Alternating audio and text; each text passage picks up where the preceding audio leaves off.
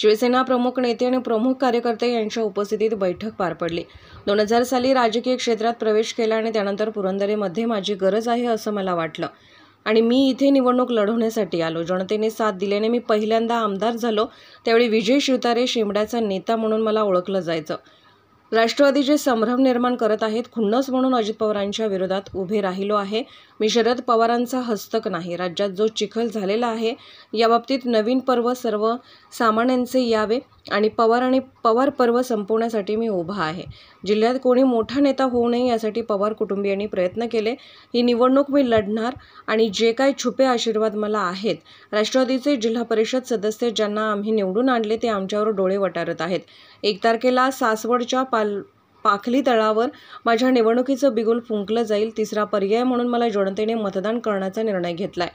5ही मतदारसंघात मोठ्या सभा घेतल्या जातील। 12 तारखेला मी 12 वाजता फॉर्म भरणार आहे आणि अशा विरोधी शक्तीचे 12 वाजवणार। 4 जूनला जनशक्ती काय असते संपूर्ण महाराष्ट्राला समजून जाईल। राष्ट्रवादीने ग्रामीण भागात दहशतवाद निर्माण केलेला आहे। सत्तेचा वापर करीत लोकांना त्रास द्यायची भूमिका घेतली जाते। संग्राम थोपटे यांचा कारखाना केवळ दहशत म्हणून बंद पडला। दहशतवादाचे प्रमुख सूत्रधार शरद पवार आहेत आणि त्याचा प्रसार करण्याचे काम अजित पवारांनी केलेले आहे। निष्क्रिय खासदार यांना त्याची जागा दाखवली पाहिजे। लढाई मला लढू द्या। राजकारण स्वच्छ करायचं आहे। एका राक्षसाला संपवण्यासाठी दुसऱ्या राक्षसाला मोठं केलं गेलं आहे आणि एक विंचू शंकराच्या पिंडीवर जाऊन बसलाय। आज संपूर्ण 6 विधानसभा मतदारसंघातील पुरंदर सकट जे काही महत्त्वाचे पदाधिकारी आहेत, शाखा प्रमुख आहेत, आमचे निवडून आलेले जिल्हा परिषद सदस्य, तालुका पंचायत समिती सदस्य, सभापती, नगरसेवक, अशा सर्वच लोकांची, प्रमुख नेत्यांची एक महत्त्वाची बैठक पार पडली। आपल्याला काल ते मी सांगितलं होतं। बैठकीतला उत्साह आपण सर्वांनी चित्रित केला। मुद्दा मी आपल्याला ते चित्रित करण्यासाठी तसं सांगितलं होतं। कमीत कमी 2 ते 2.5 हजार कार्यकर्ते प्रचंड त्वेषाने आज इथे हजर होते आणि मी जी गोष्ट त्यांना सांगितली ती संपूर्ण महाराष्ट्राला सांगू इच्छितो की 2009 साली जेव्हा मी 2008ला मी पुरंदरला आलो। मी 30 वर्ष पुरंदरमध्ये नव्हतो। एखाद दिवस जत्रेला यायचो। माझं संपूर्ण कामकाज कर्मभूमी मुंबई झाली होती। पण मुंबईत राहून मी तिथे काय राजकीय क्षेत्रात 2000 साली प्रवेश केला आणि माझ्या लक्षात आलं की माझी गरज इथे नाही, माझी गरज पुरंदरला आहे। माझा पुरंदर पूर्ण दुष्काळी, रस्ते धड नाहीत, पाणी नाही आहे, लोकांचे हाल आहेत आणि माझी गरज इथे आहे आणि म्हणून मी त्वेषाने, निष्ठेने, एक प्रामाणिकतेने विचार करून की या जनतेच्या आयुष्यात 4 दिवस सुखाचे आणण्यासाठी सगळ्यात महत्त्वाचं काय असेल तर ते राजकारणात आपल्याला निर्णय प्रक्रियेत आलं पाहिजे आणि म्हणून मी आमदारकीची निवडणूक लढण्यासाठी इथे आलो। अनेक दिग्गज इथे होते, परंतु 2008 साली झालेली ही सुरू झालेली मुवमेंट सर्व तरुणांनी हातात घेतली आणि 3 सप्टेंबरचा माझा शिवसेनेतला प्रवेश देखील एवढा गाजला दसरा मेळाव्यासारखा आणि तीच मुवमेंट पुढे 13 ऑक्टोबरला निवडणूक झाली, मतदान झालं आणि 22 ऑक्टोबरला निकाल लागला। तोपर्यंत तो तसाच टेम्पो राहिला आणि त्याच्या माध्यमातून मोठमोठे राजकीय पुढारी, अगदी शरद पवारांपासून अजित पवारांपासून सगळे की विजय शिवतारे काय करतोय, 5-10 हजार मतं घेईल, डिपॉझिट जाईल, अशा प्रकारची चर्चा असताना मी 26,000 मताच्या मताधिक्याने मुंबईतून येऊन 1 वर्षात आमदार होऊ शकलो। माझा स्वार्थ नव्हता, त्यागी भावनेने मी ते केलं होतं आणि जनतेने साथ दिली। प्रत्येक गावागावामध्ये कुठेही माझ्याकडे माणसं नव्हती तेवढी। प्रत्येक गावागावामध्ये मतदार 1 नंबरचं मतदारांनी मला केलं, माझ्यावर विश्वास दाखवला आणि त्यावेळेस असं बोललं गेलं होतं की विजय शिवतारे म्हणजे शेंबड्यांचा नेता। मी आज परत त्याची आठवण सर्व कार्यकर्त्यांना करून दिली की अगदी तसंच वातावरण जे 2008-9ला होतं ते वातावरण आज 2024च्या या सार्वत्रिक लोकसभा निवडणुकीच्या माध्यमातून आहे आणि संपूर्ण बारामती लोकसभा मतदारसंघ नव्हे, अख्ख्या महाराष्ट्राचं लक्ष लागलं आहे, तरुणांचं लक्ष लागलं आहे। अख्ख्या महाराष्ट्रातून मला फोन येत आहेत की बापू ही लढाई तुम्ही लढा, आणि म्हणून आज कार्यकर्त्यांना मी सांगितलं की कुठच्याही प्रकारचे संभ्रम जे राष्ट्रवादी निर्माण करते आहे की विजय शिवतारे खुन्नस म्हणून अजित पवारांच्या विरोधात उभे राहिलेले आहेत, ठाकलेले आहेत, त्यांना पाडण्यासाठी ठाकलेले आहेत. काही लोक असंही म्हणतात की शरद पवारांचा मी हस्तक झालेलो आहे. सुनील तटकरे असे म्हणत होते की विजय शिवतारे कोणाची स्क्रिप्ट वाचतोय. मी आज कार्यकर्त्यांना सांगितलं की असा नालायकपणा, नीचपणा विजय बाप्पू शिवतारे पुरंदरचा माणूस करणार नाही. मी लक्ष्मी नरसिंहपूरच्या देवळात देखील सांगितलं असा कुठच्याही प्रकारचा नालायकपणा नाही या देवळात. जर मी चुकीचं बोलत असेल तर देवानं माफ करू नको. निव्वळ जनतेची लढाई म्हणून झुंडूशाही आणि घराणेशाहीच्या विरुद्ध लढण्यासाठी विजय बाप्पू शिवतारे जनतेची लढाई म्हणजे देवाची लढाई म्हणून याच्यात उतरलेला आहे. आणि मग देवाला काल मी सांगितलं होतं तू आशीर्वाद दे, जनतारूपी लोकांचं मतदान होऊ दे. आणि महाराष्ट्रामध्ये जो राजकीय चिखल झालेला आहे, कोणी कुठे जातोय, कोणी काय करतोय, या बाबतीमध्ये एक नवीन आशा सर्व लोकांच्या मनामध्ये, सामान्यांच्या मनामध्ये झाली आहे. ती मी पाहतोय, माझा फोन येत आहे. एक नवीन पर्याय, एक नवीन पर्व विजय शिवतारेंचं नव्हे, सर्वसामान्यांचं सुरू करण्यासाठी आपण ही लढाई लढतोय. हे गावागावात प्रत्येक मतदाराला सांगा. कुणाला पाडण्यासाठी, कुणाला मदत करण्यासाठी नाही, पवार पर्व संपवण्यासाठी. पवार म्हणजे आडनाव महत्त्वाचं नाही. ही झुंडूशाही आहे, घराणेशाही आहे. 40-40 वर्ष आम्ही यांना का मतदान करायचं हा प्रश्न इतर मतदारसंघातील सर्व लोक आज विचारतायत. मी जेव्हा त्यांना जागं केलं तेव्हा कशासाठी मतदान करायचं. आम्ही काय मामाईन मिळत शरद पवारांनी दिलं, आम्हाला काय दिलं अजित पवारांनी. उलट प्रचंड अत्याचार केलेत.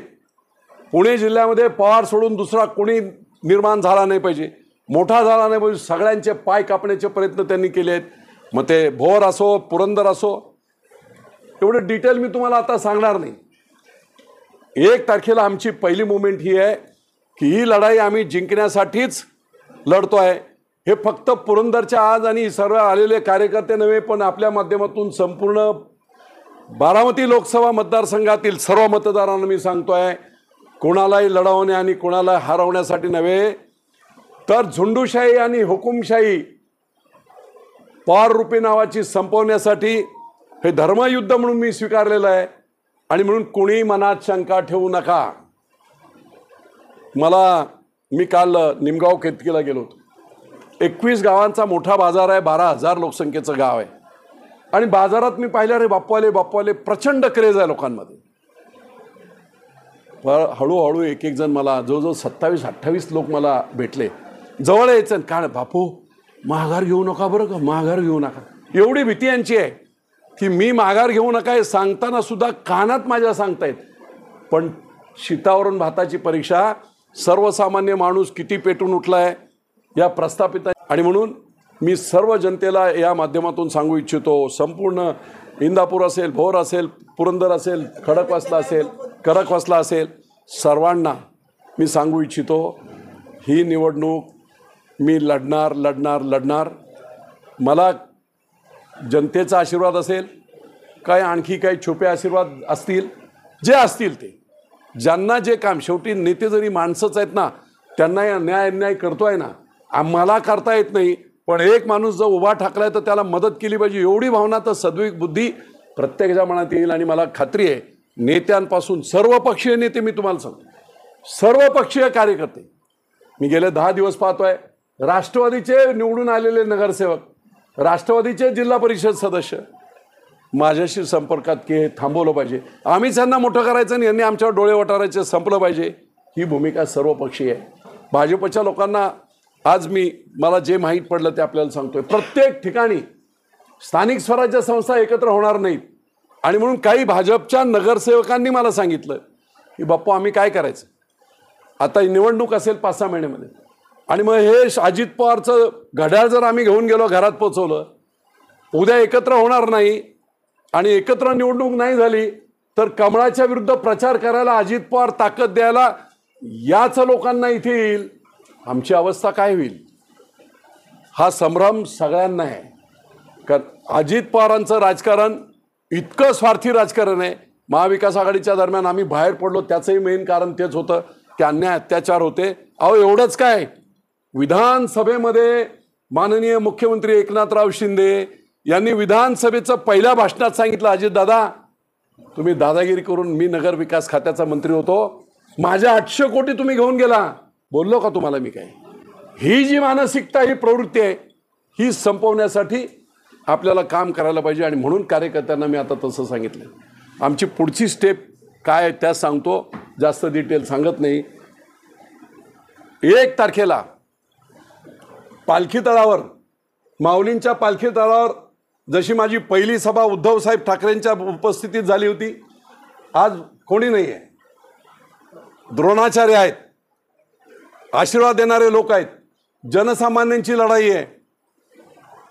पवार नावाच्या प्रवृत्तीच्या विरुद्ध जनसामान्यांची लढाई आहे.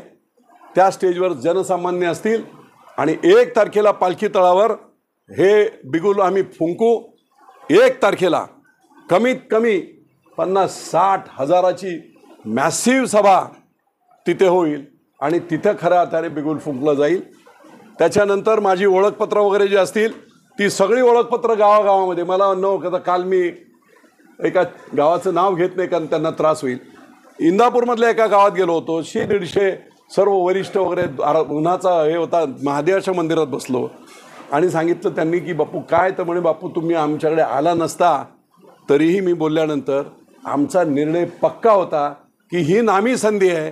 अत्याचार अन्याय आम्ही सहन केलेले आहेत, मग त्यांच्या नेत्यांवर केले आहेत, आमच्यावर केलेले आहेत, आम्ही ही संधी सोडणार नाही. तुम्ही आला नसता तरी आम्ही तुम्हाला मतदान करण्याचा तिसरा पर्याय, ना सुनेत्राताईंना मतदान, ना सुप्रियाताईंना मतदान, तिसरा पर्याय जनसामान्यांचा म्हणून आपल्याला मतदान करण्याचं आम्ही ठरवलंच होतं. आणि म्हणून ही निवडणूक, ही 1 तारखेची सभा झाल्यानंतर 5 बाकीच्या विधानसभा मतदारसंघामध्ये लोकांना आव्हान करून या दिवशी मी तिथे येणार आहे. आपण आपलं माझं मनोगत ऐकायला या, असे आव्हान मी करणार आहे. माझ्याकडे काही यंत्रणा नाही, माझ्याकडे काही मोठा पक्ष नाही, माझ्याकडे बूथ कमिटीचे लोक नाहीत, माझ्याकडे कोण आहे तर सामान्य जनता आहे. त्या सामान्य जनतेला आव्हान करून 5ही मतदारसंघामध्ये अतिशय प्रभावी अशा सभा या घेतल्या जातील, ज्याच्या माध्यमातून सभा होतील आणि सभेच्या माध्यमातून त्या ठिकाणचे लोकल प्रश्न मांडून निश्चितपणे जनजागृती करण्याचा प्रयत्न मी करणार आहे. 12 तारखेला 12 वाजता मी फॉर्म भरणार आहे आणि या ज्या काय पाशवी शक्ती आहेत त्यांचे 12 वाजवणार आहे. म्हणतो दहशतवाद म्हणतो, राष्ट्रवादीने संपूर्ण महाराष्ट्रात ग्रामीण दहशतवाद पोचलाय. कसा पोचलाय? विकास सोसायटी यांच्याकडे, ग्रामपंचायत यांच्याकडे, जिल्हा बँक यांच्याकडे, दूध सोसायटी यांच्याकडे, साखर कारखाना यांच्याकडे, सगळ्या यंत्रणांवर यांनी कब्जा केलेला आहे. यांनी बनवलेले कब्जा केलेले आहेत ब्रिटिशांसारखे घुसखोर. आणि सत्तेचा वापर करत, काय रे हा विजय बापूच्या सभेला गेला होता काय, त्याचा ऊस तोडायचा नाही,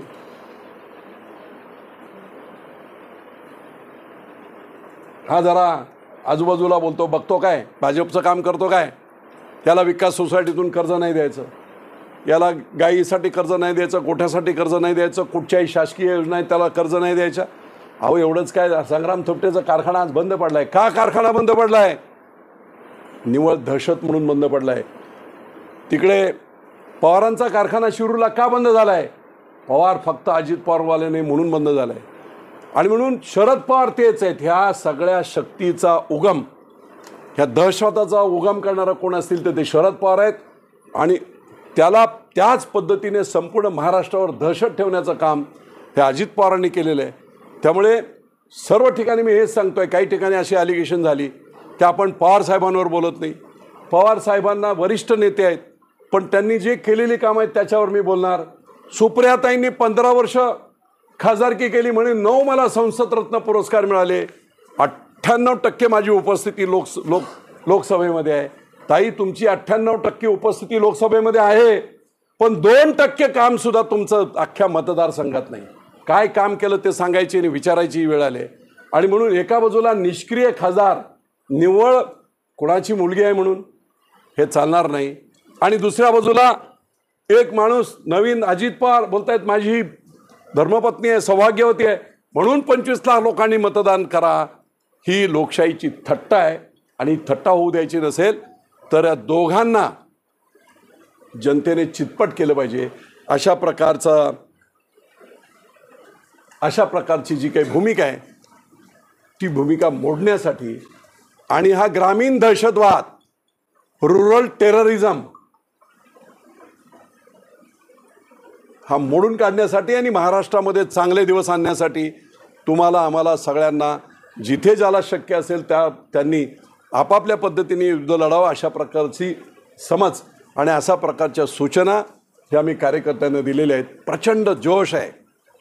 मला माहीत आहे, मी दौंडला 2014 सालीच मी खासदार झालो असतो. दौंडला शिवाजी महाराजांच्या पुतळ्याच्या वेळेस मी गेलो होतो. अजित पवार स्टेजवर होते, RR पाटील होते, आमचे रामदास आठवले होते, बबनराव पाचपुते होते. मी जरा लेट गेलो. विजय शिवतारे आल्या म्हटल्यानंतर संपूर्ण पब्लिकने जो उठाव केला, शिट्ट्या वगैरे, इतकं प्रेम त्या दौंडमध्ये सुद्धा आहे. आणि म्हणून तशाच प्रकारचं वातावरण किंवा त्याच्यापेक्षाही चांगलं वातावरण आज कन्फ्युजन एकच करतायत की विजय शिवतारेवर महायुतीच्या नेत्यांकडून दबाव येईल, ते उभेच राहणार नाहीत, ते हेच करणार नाहीत, ते काहीतरी सेटलमेंट करतील.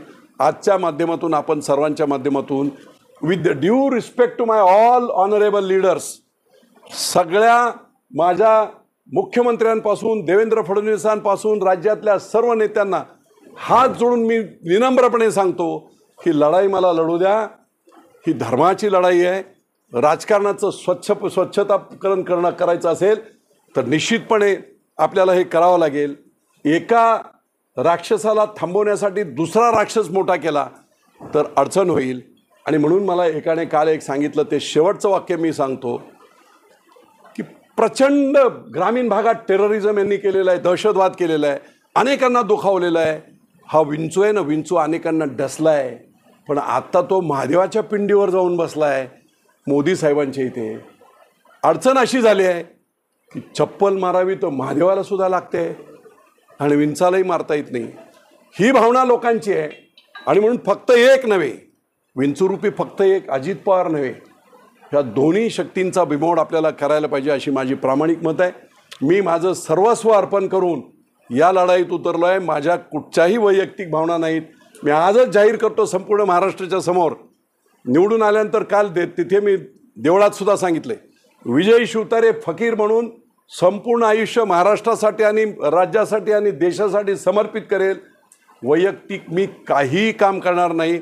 लोकांच्या जीवनामध्ये चांगले दिवस आणण्यासाठी हे जो बाजार झाला आहे राजकारणाचा, या बाजाराला सुद्धा कुठेतरी आटोक्यात आणण्यासाठी चांगली माणसं उभी राहावीत, त्यांच्या पाठीवर उभं राहावं, याचं कर्तव्य मी माझ्या पुढच्या काळात करेल.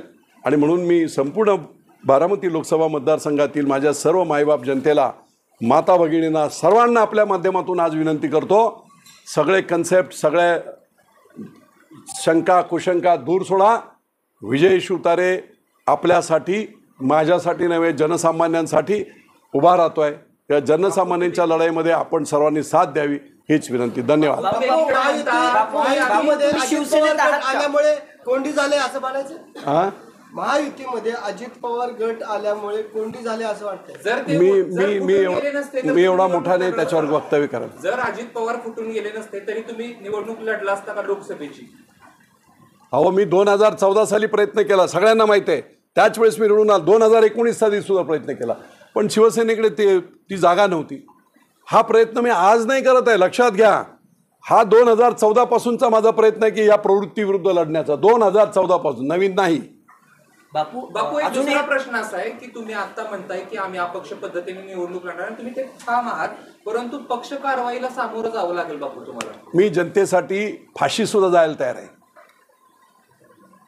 ही फाशीच घेतोय मी.